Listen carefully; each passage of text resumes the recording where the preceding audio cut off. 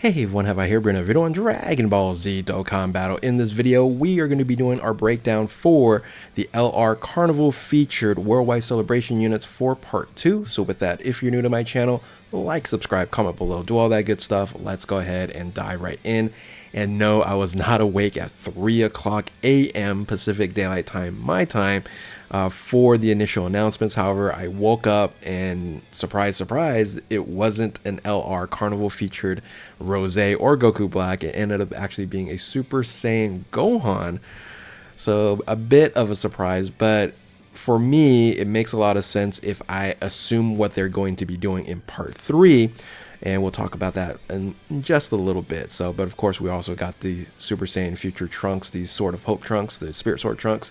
And of course, that was a given there. So I do want to give myself a little pat on the back before I go into the breakdown here, because I am 4 for 4 in type advantages.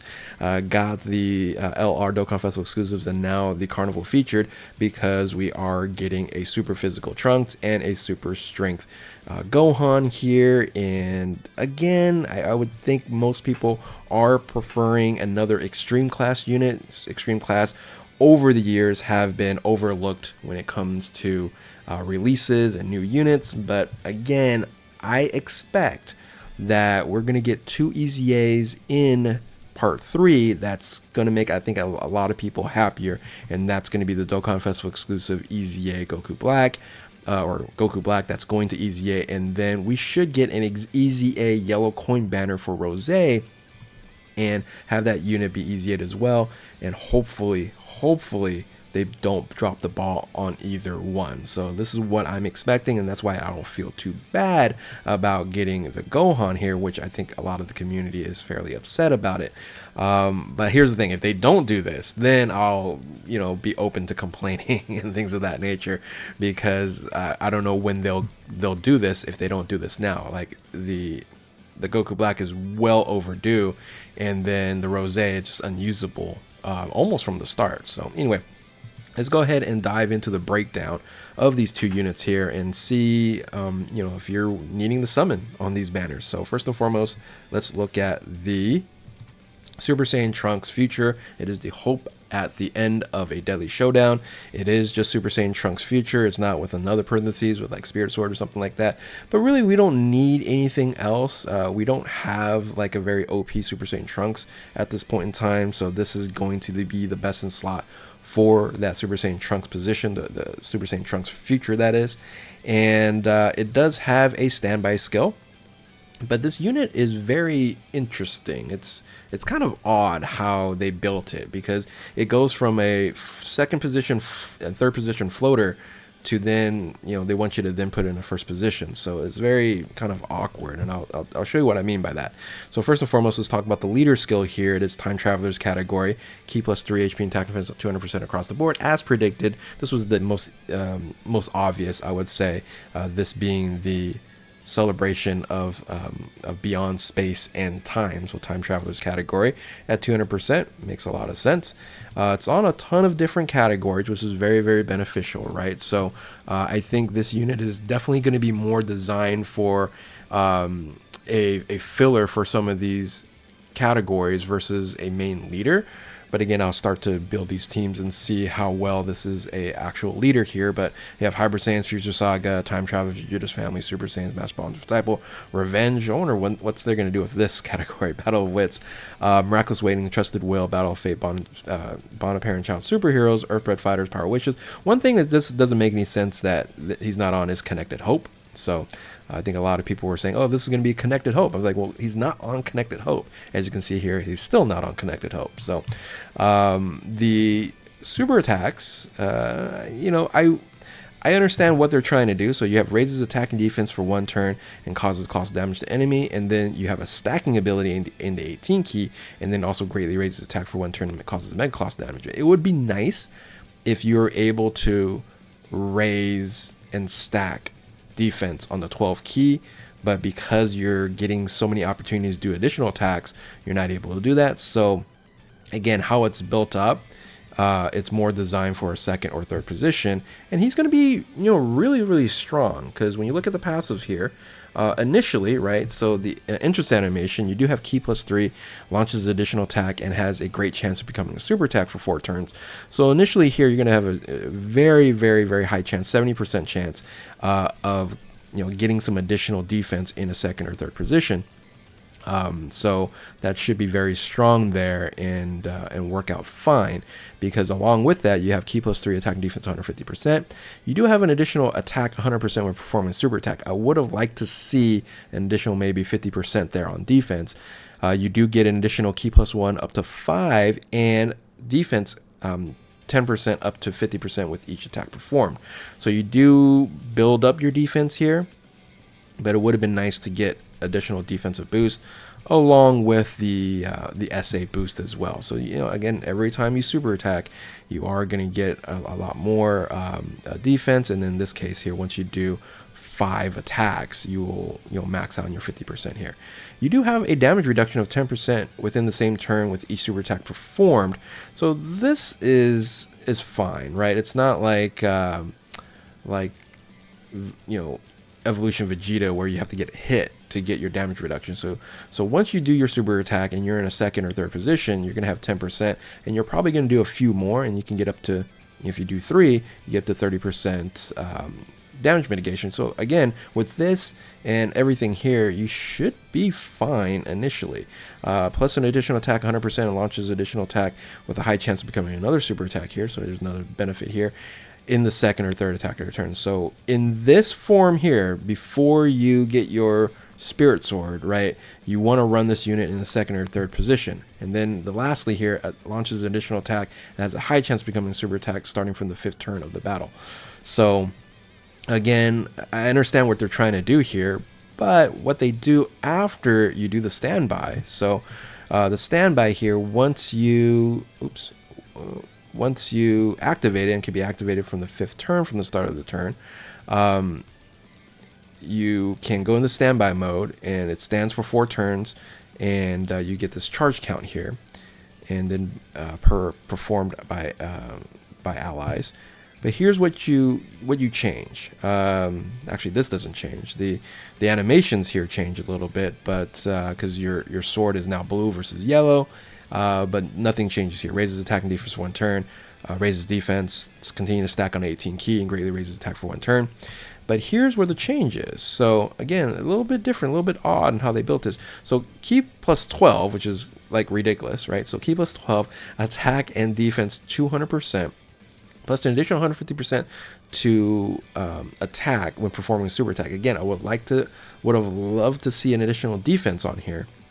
Launches additional attack, has a great chance of becoming a super attack, and reduces damage received by 50% for 1 turn from the start of the turn. So I'm not sure why they only did 1 turn here. Would have 50% damage reduction is huge. It would have been nice to have like 3 turns. I think would have been kind of maybe fair.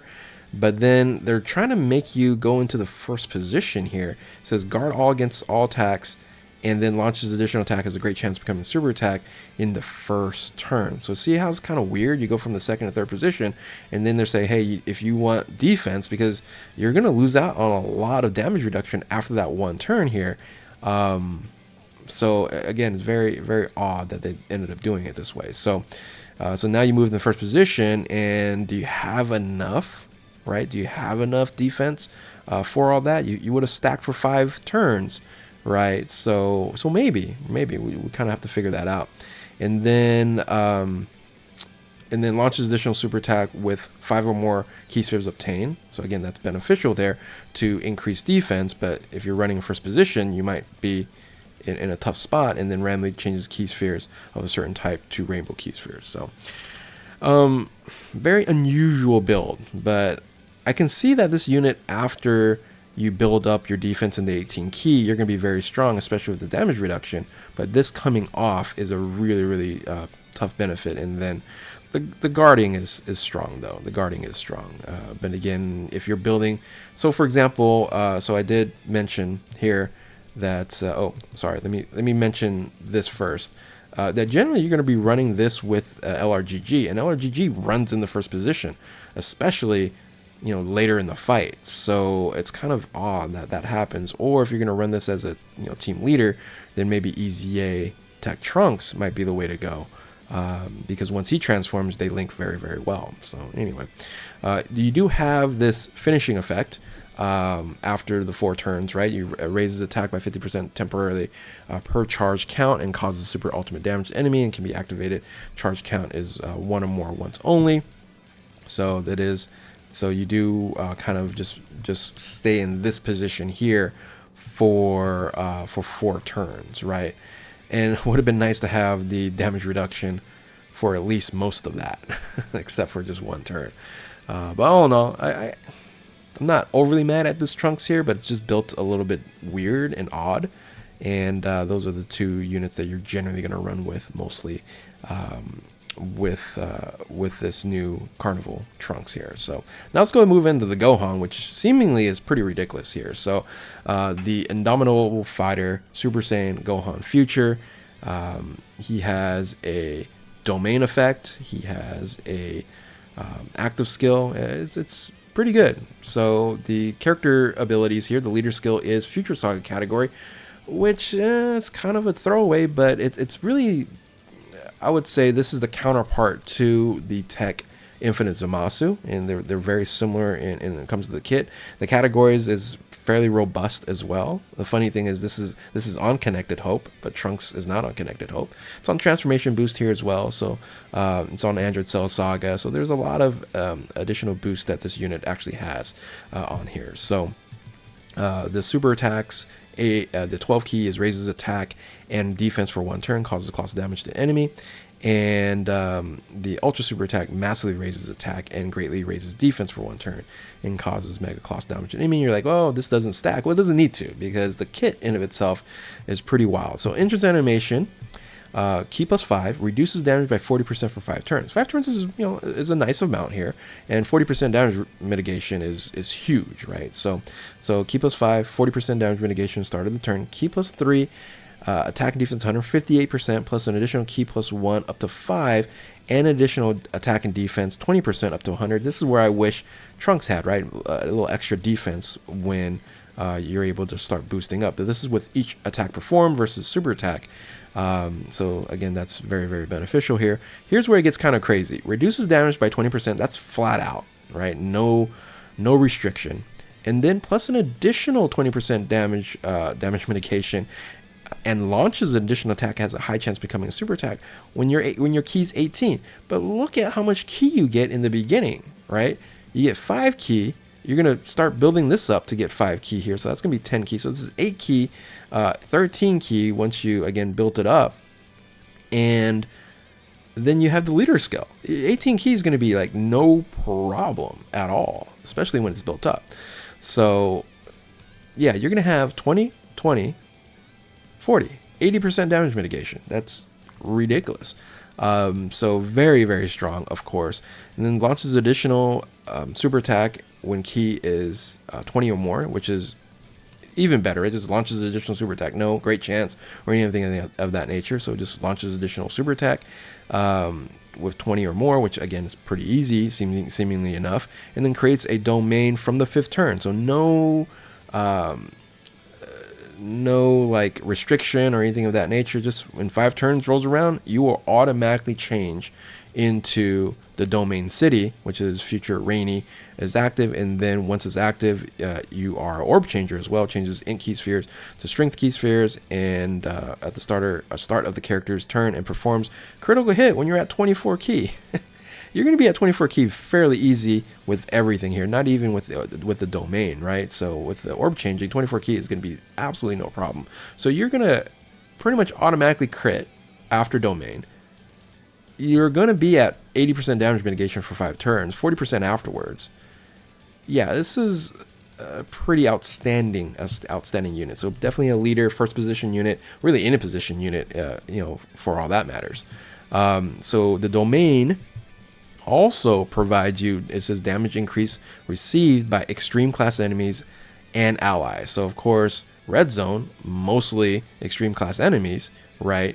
and then you're generally not going to run extreme class units on this team, primarily this team here, with this domain, because this is automatic. It's not like the Infinite Zamasu where you can kind of pick and choose. You're like, oh, I don't want to transform, and you can run super class units on that team. In this case, you don't want to run any extreme class units because 30% additional damage is quite scary, especially if you're running against red zone there. You do have this active skill here, which is even better. So this unit's already good. So once you get this domain here, you increase damage to your enemies, your extreme class enemies. Then right off the bat, after you activate your domain, right, you can also then do this active skill here, which does something that's incredible. Massively raises attack temporarily and then causes ult damage to any, but you get ki +5 and defense 20% for the rest of the battle. This is what we were assuming, right? This is how it's translated. This is kind of crazy to see that. Yeah, ki +5. Remember, you crit at 24 when the domain's up, so it's wild. Really, really strong here. And then generally you're going to be running with the support unit with the newly EZA Future Gohan as well. So yeah, this team is going to be fun. I'm going to check out the team here, Future Saga with Super Class, and what you're going to be running with this, because it's yeah. Gohan's pretty good. Gohan's pretty good. So but anyway, this is the unit here. I think Gohan is head and shoulders above Trunks. I think Trunks is interesting, but this unit here is outstanding. So of course, we also got information in the news that we are getting some EZAs here. AGL Zamasu, and then the tech Future Gohan was a surprise for me. I already predicted we are going to get the EZA for the STR Trunks here, and then the Trunks Mai, so that was kind of a given. But I see these individuals as kind of a non-benefit for most teams, but again, we'll see. But really, part 3 is what I'm looking forward to. This is going to really well round the Infinite Zamasu team if they don't fumble these EZAs. And really, a lot of people are saying, well, if they do it, they have to. Like, when are they going to EZA these units if it's not now, right? If it's not now.